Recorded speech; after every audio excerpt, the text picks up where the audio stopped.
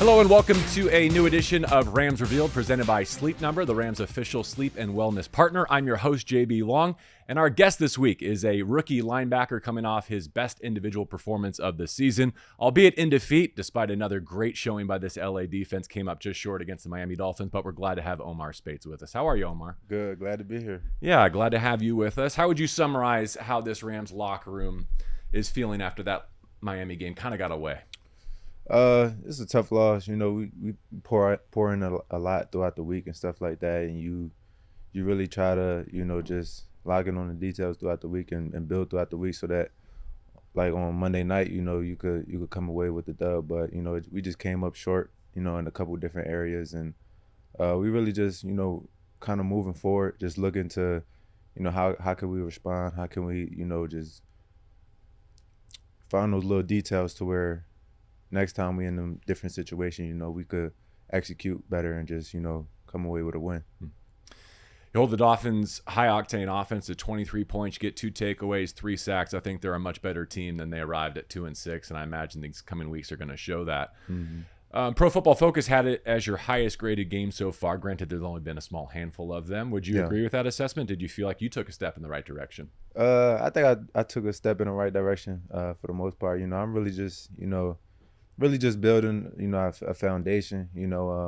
I'm not nowhere close to where I want to be or where I think I'd be, but, I think it's a step in the right direction, just building a foundation for myself, introducing myself to the NFL.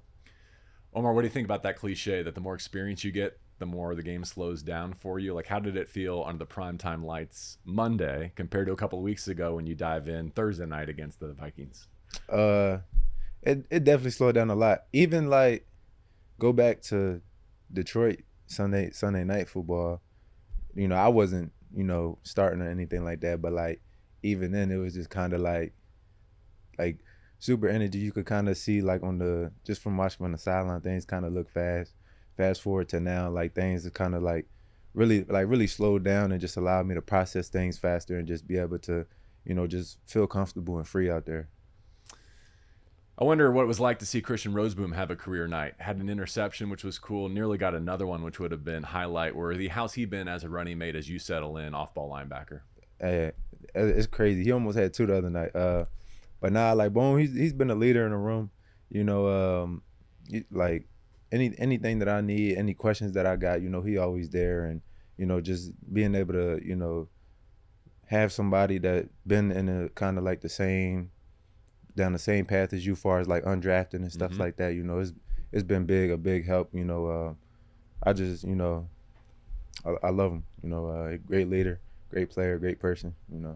Yeah, a little bit later on in this show, I want to touch on that college free agent process, what it was like through your eyes. But let's continue to run down some of your highlights, some of your early welcome to the NFL moments. How about the run stuff on 4th down a couple of weeks ago in Seattle? What was that like to contribute in such a pivotal way to a team's road win? Yeah, it was crazy.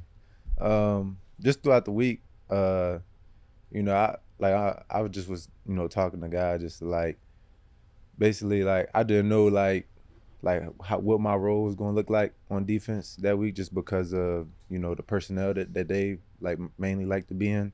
So I kind of got like an idea, like, all right, like it's going to be a big like nickel game, and I was starting in base. So I was really just talking to guys like, whatever you got for me, like I ain't not trying to press no issue or nothing like that. And then you just go throughout the game. I think I had like before that probably like 4 snaps.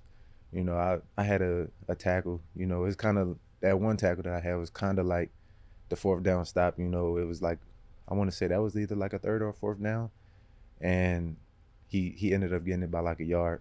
So just later in the game, just for everything to come back full circle. Just when my number was called, just getting in there, and then just being able to get that stop, it was crazy. I just thank God for real. That was a great moment. You mentioned something just a few minutes ago that I want to circle back to, which is you're just scratching the surface, right? Like, you know where you have to go. Mm-hmm. If and when you're settled in and playing at your full potential, and maybe that's next week, maybe that's next year, whenever it is, what are some of the things, some of the ways that you would like to be described as a player? Just a player that's relentless, like fast, physical, free, like all the time, like just talking with the way that I play, just the way that I play speaking volumes is like people just cringing when when they see me play, so that's what I'm going for. Opposing players and Yeah, fans cringing. yeah, I like that. yeah. Yeah. Do you have a superpower? Do you think there's something that differentiates you? I probably like for like my size, I'm pretty strong. Like weight room strong or like point of arrival strong? Both. Really? Yeah, both. Did you have a combine invite? Nope. I didn't think so. So all of your measurables came from what, LSU's pro day? Mm-hmm. And how do you think you performed? At the pro day, I think I had a solid day. I didn't run quite what I wanted to, but it was a solid run. And the drills, they were solid. Bench press solid. So I think I had a solid day. So what were some of the things you were hearing? Like how high were your hopes going into draft weekend? Were you expecting to maybe catch on somewhere, or did you think you'd have to go through the college free agent process? I was hearing like late rounds to undrafted free agent. So like in my mind, like when I heard that, like just from like talking to like different people, like usually like when you hear that, you kind of lean more towards the undrafted free agent side. So I was hoping, to get drafted. You're always gonna have that hope, maybe 6, 7 round, but regardless, I was just, focused on like when I get my foot in the door, like once I get in the building. Yeah. You were one of 5 college free agents to make this initial 53-man roster on defense. You, Charles Woods, Josh Wallace, Tank McCullough, Eli Neal. Now you've got Justin Dedich in there as well in the offensive line. As you rewind time, what are those hours like post-draft? Like you see the names come off the board, you realize probably through your representation that's not going to happen for you. Mm-hmm. How do you go from that moment in time to signing a contract with the Rams? It was tough, not hearing your name called and stuff like that, but it ain't no time to cry about it. Just from like talking to different people, like you got people that get drafted and it don't pan out for them, and you got people that don't get drafted and they go on to play long careers. So, my main focus was just, regardless of like how I played out right then and there, like, trying to put myself in the best, opportunity and position, and then that, I had a couple different teams to choose from, during that process. And it was tough decisions, but I just felt like this was the place to be for me. And, I don't regret it. I truly think like God blessed me to be here, and just, I'm just grateful to be here. Do you remember why? What was it about the Rams that made you finally choose that lane? Well, my daughter was out here, one, and then just like I like the coaching staff, and I just like just hearing, just about like kind of like how the culture is. I think, and like now that I've been here, it's a culture where like, they care about you on and off the field, developing, as a man and as a football player, always pushing you to keep going, just a good environment, for somebody to be able to grow. Quick sidebar, since you mentioned her, tell us about your daughter. She's amazing. She's 4 years old. She got so much personality. Like she probably the funniest person I know, the smartest person I know. She only 4 years old. She just amazing. I don't even know how to describe her. And her name is? Kenley. Awesome. Yeah, some people in your shoes have said previously that it might be a blessing in disguise to not be selected because you have a little bit more autonomy over where you begin your NFL career. It sounds like that may have been the case for you, that rather than being, say, taken in the 7th round somewhere where you weren't necessarily as comfortable, that being able to choose your destination worked out in your favor. Mm-hmm. Is that your story? Yeah.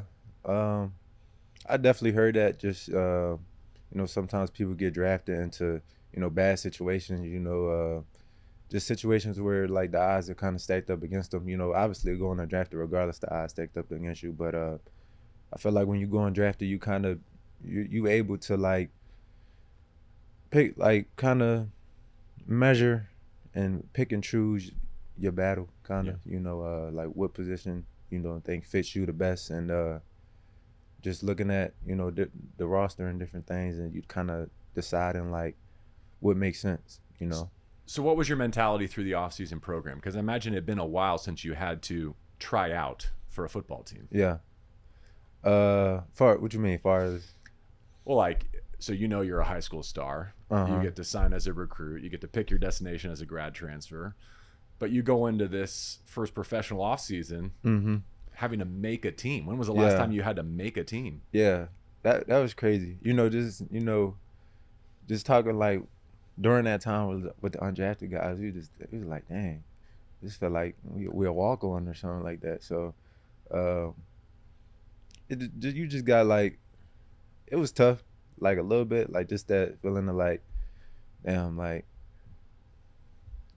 you go from being a guy to now you just like a guy, like like it really doesn't matter. But for me, it was just just the patience, just having patience to continuously put in the work and to just know that like at some point, like if it's meant to be, it's all gonna come together. All right, how about one of those moments where it felt like it was meant to be? Preseason game number 2, opening kickoff, the hit Yeah, that changed everything. yeah, yeah. That was crazy. That was crazy. Just like right before that kickoff, like I don't. If I see him and he bring this out, like I don't care what it is. I'm not wrapping up. I'm just gonna run straight through him. And opportunity presented itself, and then, I just made a play. You sure did. You Yeah. sure did. Some have said that the preseason has kind of been diminished in terms of its value or its importance, having just played through it as an undrafted free agent. Hmm. What did it mean to you to play those 2 games at SoFi and earned your spot on the roster? To me, it's still football to me. Like anytime I'm gonna put on a helmet and put on some pads, I'm gonna go play. Like to me, it's still football. So, it felt good to be out there. You train. We just went from training for the draft to now. It's basically was nonstop training from January to what, like August, and it's like, dang, like can I finally play football? Mm-hmm. So like for me, it was just like, dang, like I just was ready to play football, and I just was excited. Then to be able to do it, at this level, it was a blessing. So for me, I was excited about it. Well said. But given what you just said, it had to be the best feeling in the world to not play the 3rd preseason game at Houston, because when you're in street clothes, Yeah, that means you made it. yeah. What was that feeling like? It was crazy because I was getting ready for the game like I was about to play, and then we getting ready, and then like right before we doing team warm ups, right before we like bring it up as a team, I just feel somebody like pulling on my jersey, like from behind. I'm like, wow, who pulling on my jersey? I'm thinking somebody like trying to tell me like pull me back, and I'm like, they steady pulling on my jersey. I'm like, I was about to swipe their hand away. When I look back, I'm like, it's my coach. He like, yeah, you gonna be down for this game. I'm like, oh, and then like once he said that, I kind of clicked in my head, what that meant, So it just was a surreal moment, just the whole process and stuff like that. It just was a surreal moment. To then I think like in the media or something, like something was said, and then so like all my people kind of just got to text me and stuff like that, congratulate me. So it was good. It was nice. It Yeah, I was a think blessing. GM Les Snead was probably on TV during that game saying the reason you didn't have a helmet is because you had made the roster. So Yeah. by the time you get back to your phone, word is out. Yeah. Were you aware then or subsequently that you had kind of become a fan favorite? Not really. Like throughout camp and all that stuff like that, I really didn't have social media like that, like Twitter and stuff like that. I try to stay off it for the most part. So I really wasn't on there like that. Well, then let me share with you that once you made the team, I think there was a large contingent of our audience that could not wait for you to get your chance to play. Yeah. They might have said, okay, that first month of the season, what took so long? I'll frame it this way. What did you need to do behind the scenes to establish yourself as ready for the opportunity that you now have? Really just, continuing to just, be comfortable in the defense, our scheme to begin with, but then going from week to week, understanding how to, just, dive into each team and just, how to apply our stuff to what they're trying to do and stuff like that. And just, really just staying consistent with the work, just really falling in love with the process, staying with the process, and just, I just knew like like they say, it's a long season, at some point in time, it's going to be time for me to be out there. So I just was really staying ready so I ain't have to get ready. We talked about the speed of the game and the difference jumping to the NFL level already. What about the weekly classroom preparation? How would you compare it to playing in the SEC or the Pac-12 previously? What you need to do between, say, Monday and Saturday to be ready to perform on Sunday? I say it's different just because of, you know, how much time we spend up here. You know, in college, like you got like more free time on your hands, so it's kind of like 20 hours as a hard cap. Yeah, Okay. yeah. So you got that, but then here it's like, especially like the first couple of days of the week, you probably hear from early in the morning to like 5, 6 at night. So then, but then you still like gotta watch film, so you gotta prioritize watching film on top of that, and then you gotta get back up the next morning. Got to take care of your body. So just really, you know, finding out that process to, you know, just staying in a routine to do all those things. Yeah. You know. Omar, if I had told you at some point along the way that you'd be starting for the 2024 Los Angeles Rams, I wonder what's the earliest moment you would have believed me. Draft weekend? I don't even know. OTAs? How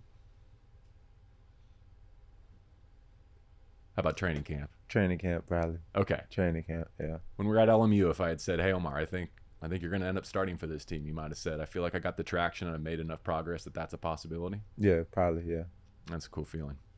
Well, we're glad you're here and we're glad you're doing it. Yeah, and we hope your best is right around the corner. It's time now for the Wind Down, brought to you by Sleep Number.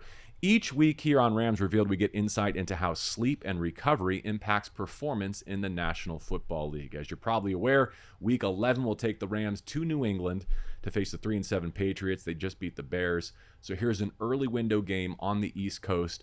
Omar, you'll travel 3 time zones and kick off 10 a.m. body clock time. Mm-hmm. What's your plan and preparation to make sure you're ready to rock? Really just prioritizing my time throughout the week, you know, trying to get to bed like at least like an hour earlier, you know, just to, you know, let my body catch up. You know, we just played on Monday night. So that, but then once we get there, you know, get my routine and then, you know, hopefully take some melatonin, you know, the night before, be able to fall asleep early and energized, ready to go.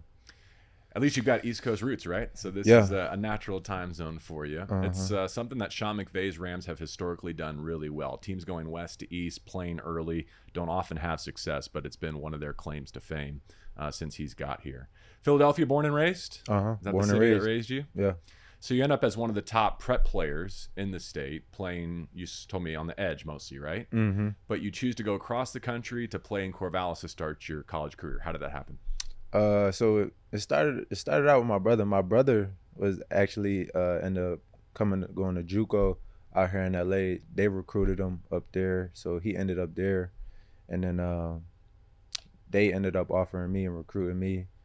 I ended up taking a visit like a couple different times, and then it just felt like family. Then my brother was there too, so like everything just meshed well, and then I kind of got the feel that like when I was going to college, like I'm not gonna be like coming off the edge. I'm kind of like way undersized for that. I figured I'd be playing like inside backer, something I ain't never do before. So I was like, all right, like from a do this, like I feel like coming in early to college would be, you know, the best option.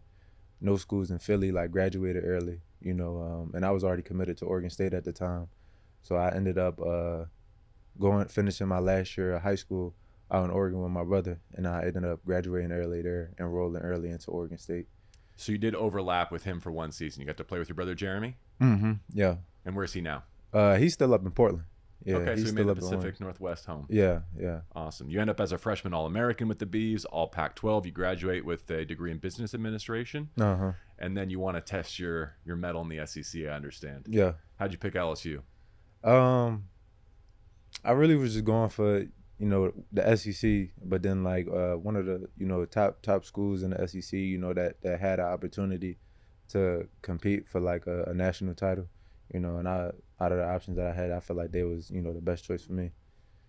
And you end up playing with a Heisman winner, yeah, and Jaden Daniels, who's now in position to win in a landslide Offensive Rookie of the Year. What's it been like to see his success? It's been amazing. You know, I was at Oregon State, so I played against him a lot when he was at Arizona State. You know, so just seeing his growth and transition from Arizona State to LSU and to now in the league is just, you know, it's amazing. You know, God is good. You know, God is good. Yeah. We know who's going to win Defensive Rookie of the Year, though, right? Jared Verse. That's just as obvious. Yeah. What's your perspective on how he has wrecked shop through half a season so far? He a dog. He a dog. I love Verse. Like, I love his energy. You know, the way that he play and stuff like that. I think he just speak for himself, to be honest. You go watch him on the field. You watch how he carry himself. You know, you understand why. You know, he gonna win that. Yeah. All right, New England this week. Then Philadelphia is in for another primetime contest. Given your roots, was that a hometown team for you at all growing up? A little bit, yeah. Uh-huh. Will that be special? Yeah, I got my mom and my sister and all of them. They all coming out here for that. Are they game. really? Yeah. So will that be their first time seeing you play in person? Regular season game. Yeah. Terrific. Yeah. All right. Wish you all the best. Thanks for stopping by. I know it's never fun to come in and chat, you know, coming off a loss, but you handled it really well, and I know the best is yet to come. Yeah. Appreciate you. All right. Omar Speights, our guest on this week's Rams Revealed. Thank you for joining us. As always, presented by Sleep Number.